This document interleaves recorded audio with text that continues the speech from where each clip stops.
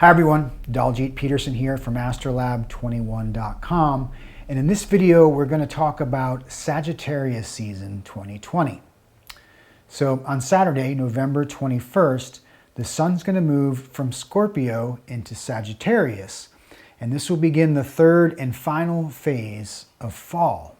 So what began with Libra at the autumnal equinox and was then consolidated during this past month while the sun moved through Scorpio is now going to be carried forth into the sign of Sagittarius and be released, as it were. Okay, where Sagittarius now as a mutable sign is going to pave the way for the coming winter season that begins next month in Capricorn.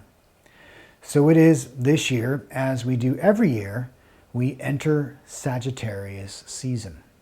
So we're moving from that fixed, watery yin essence of Scorpio and are moving into the mutable, fiery yang essence of Sagittarius.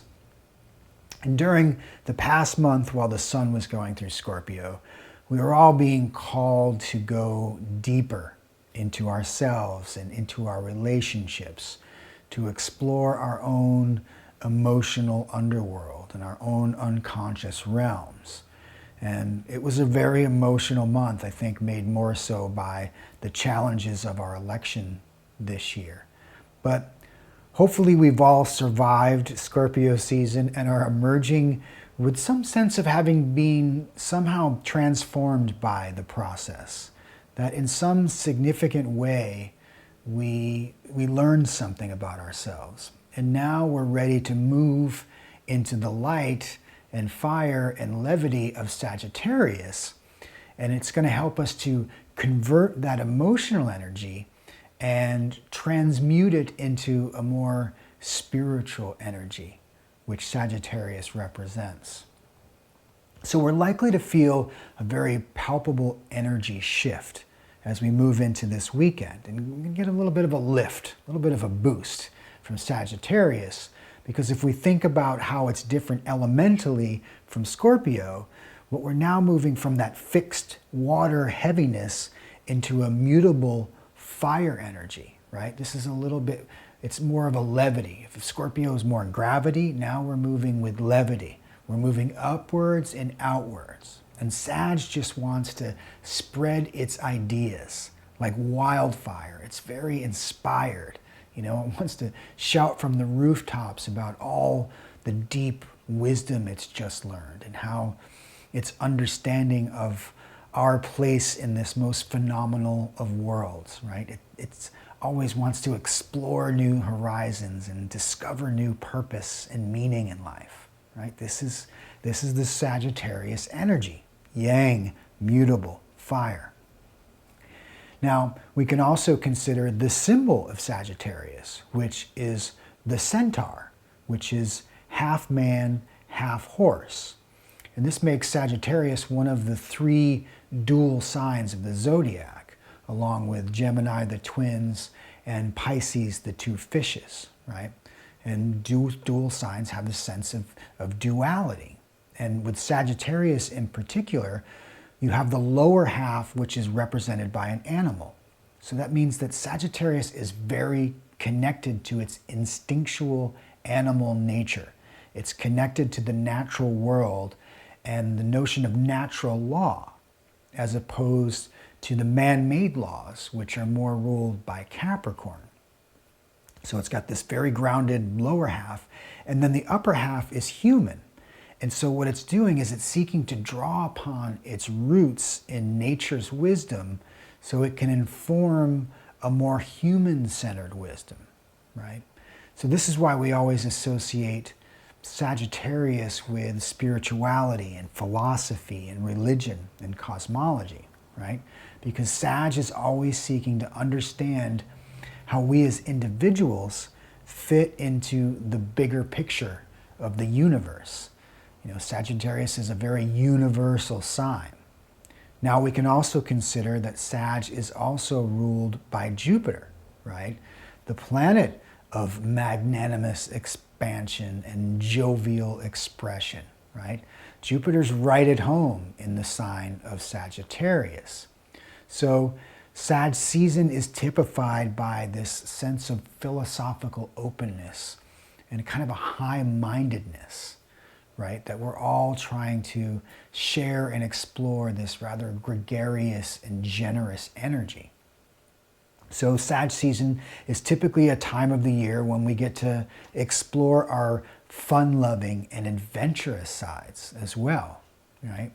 And this is the reason I think that all of our holiday parties usually take place during Sag season, you know? We're all feeling really gregarious and we're all eager to spread the holiday cheer. But of course, Sag season 2020 is likely to be a bit of a different story this year as a result of COVID-19. Thanksgiving, which we'll celebrate next week, is likely going to be a much more subdued affair than normal. You know, as well, our holiday office parties and festivals of lights are likely to be all canceled. We won't be doing a lot of tree trimmings and, you know, holiday cookie baking sessions. All that's off the table, so to speak. So, you know, how are we going to channel all of our usual seasonal Sag festiveness and gregariousness? Well, like every astrological season this year, we're being forced to somehow refocus and rechannel and sort of reconsider our sense of normal, our normal way of doing things this season. You know, all of our cultural customs and our seasonal habits, the tried and true ways that we always do things this time of year, well, they're being called into question this year. And it's likely some deeper purpose and meaning to all this. So it seems this year we're going to need to be more creative than usual in our efforts to spread our holiday cheer. You know, we'll be somewhat challenged and need to refine our philosophical outlook, right, Sagittarius, about the whole notion of what the holiday season means to us. Because, you know, with this situation as it is, you know, many of us may be more likely to really start to question what the true spirit and value of the holidays really is. You know, what is it that's really worth celebrating? And with all the sort of stark contrast that we're seeing in the world because of the economic challenges that have been presented because of this global pandemic that we're struggling to survive, we all might start really questioning some of our deep and rather unconscious assumptions that have led to what I think we all can agree to is an over-commodification, really, of the holiday season, you know. Christmas and the holidays has long since been kind of decoupled from the traditions that have always connected us to the seasonal cycle that is taking place, which is why we celebrate Christmas season. So this particular Sag season, 2020, might be a good time for us to return to our more natural Sagittarian roots, right? So we might consider replacing some of our more socially oriented traditions with something that's more focused in nature, you know, because while our close social contacts are logically going to be limited by COVID-19, there's an opportunity instead to go and get into the great outdoors and commune with nature instead. This is the perfect time for that. And in ways, it's kind of our only option, right? And rather than sit at home and get depressed by the fact that we can't get together with friends and family, you know, here's an opportunity to sort of press back. Let's get outside. Let's embrace nature and open spaces. And maybe rather this year, instead of tying a dead tree to our roof and taking it home and planting it in our living rooms for a month, why don't we go out into nature and commune with the living trees in the living forest on a regular basis this season? You know, Sag season is the perfect time for for fall hikes into the woods, or taking a trip to our local park. So anytime we can get out and we'll be able to see and feel and take part in the rhythm of nature as it's changing and preparing for the winter season to come. It reminds us how, Sagittarius is a mutable sign. It's a signal of a change of season.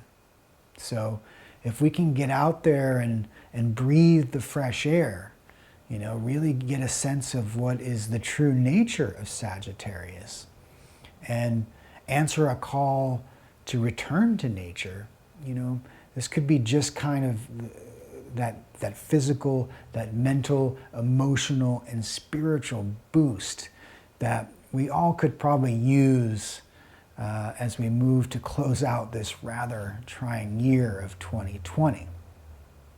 Now, there's one more aspect that I want to talk about that's going to come up over the course of this month, and it involves Neptune in Pisces, which in and of itself is a pretty dreamy configuration, right? This is Neptune in its own sign. And we've been sort of under this spell, if you will, since back in 2012, when Neptune first entered into Pisces.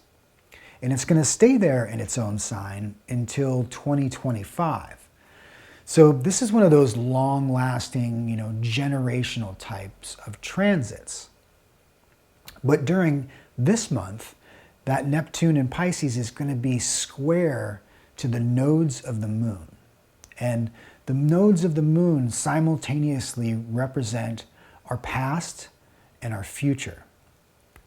So we might find ourselves doing a lot of daydreaming this month. Neptune in Pisces is a very dreamy configuration. And it might make us really nostalgic for the past, or we might find ourselves musing about the future, some future possibilities. Or we might find that we're vacillating back and forth between both, past and future. Because the nodes of the moon, they're always moving in opposition together, with the south node representing the past and the north node representing our future. And right now, that south node happens to also be in Sagittarius. So it's likely that during this Sagittarius season, we are going to feel the pull of the past probably rather more strongly. And we may be super nostalgic this year and kind of longing for days gone by. And this will be especially true when the sun comes around and joins the south node, which it will do on December 10th.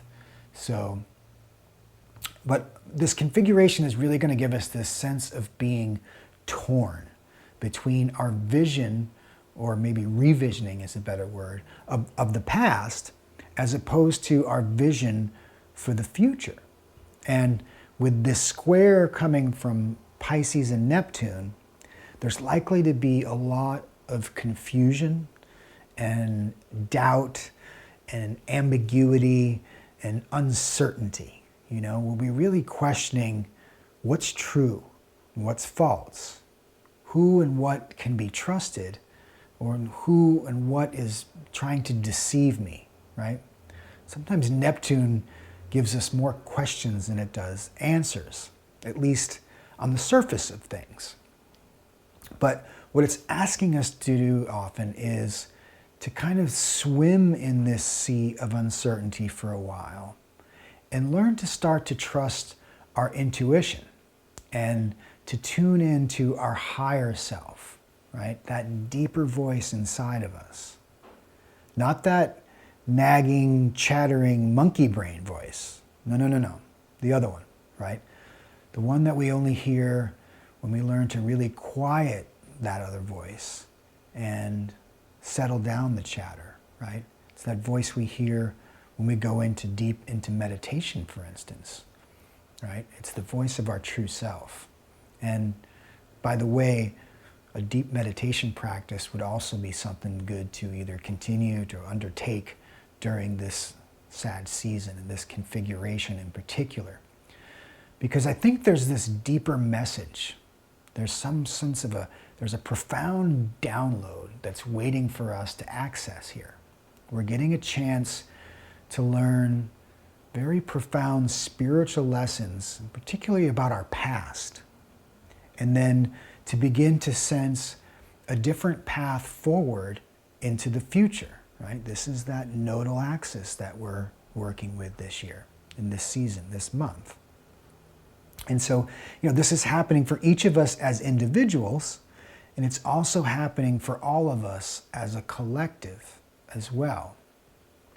And because the nodal axis, the south and north nodes of the moon, are currently in Sagittarius and Gemini respectively, that means that both the new moon and the full moon that will occur during Sag season this year will be eclipses, right? Anytime the new moon and full moon occur close to the nodal axis, that causes an eclipse.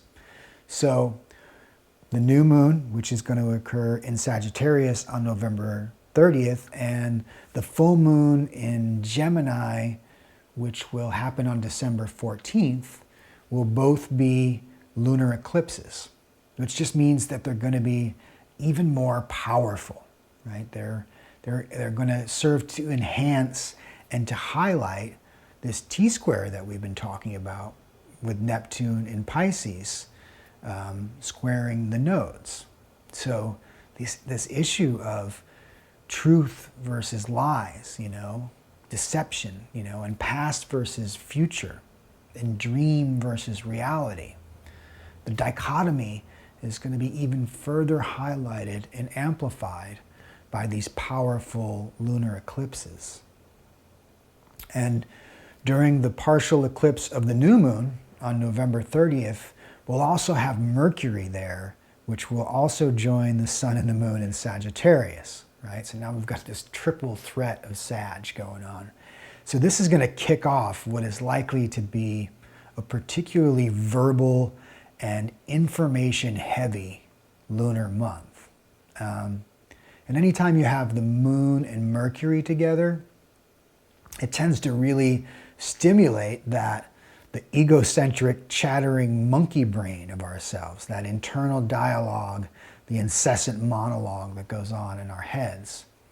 And while that's essential for our survival, it does serve a great purpose, it can also tend to crowd out and to confuse our connection to our higher mind. And so we're probably going to be a little scatterbrained during this Sag season this year. Because with Sagittarius, Gemini axis of the nodes, this is really about the processing of information. And more accurately, it's about the effort to separate out, the signal from the noise, if you will. And right now, things are really noisy in our information environment. We have kind of a polluted information ecology these days. In the news media and our social media and the political discourse and the pandemic and all the information swirling around that, there's a lot of information that needs to be processed. And unfortunately, there's a lot of disinformation being disseminated around these issues.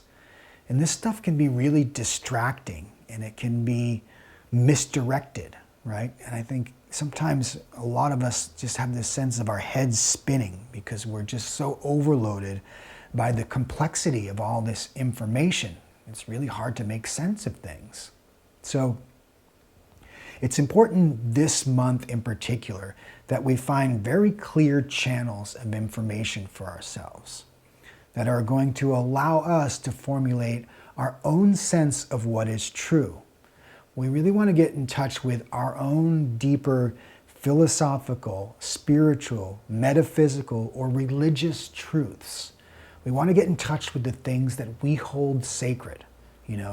What are the moral standards that we want to live by? What are our guiding principles? This is the perfect time for us to revisit and maybe reread some of our most cherished religious or spiritual or philosophical texts, right? Or maybe listen to or watch anything that offers us deep insight and guidance and wisdom.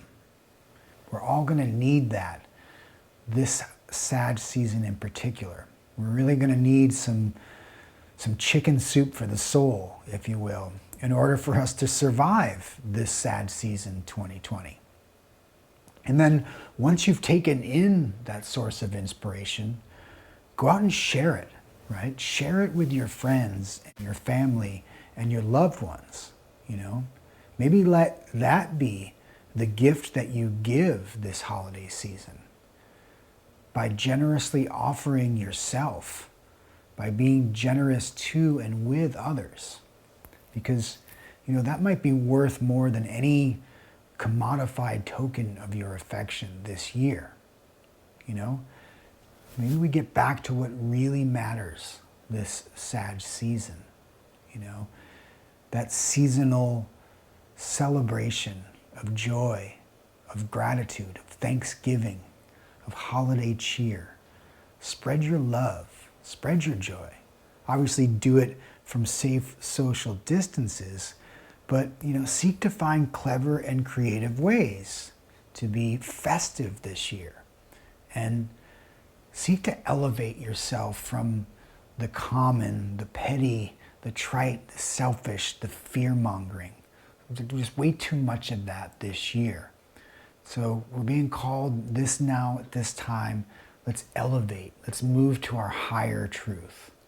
And, you know, you'd be really surprised how such a subtle shift in your perspective can really change your entire outlook on life.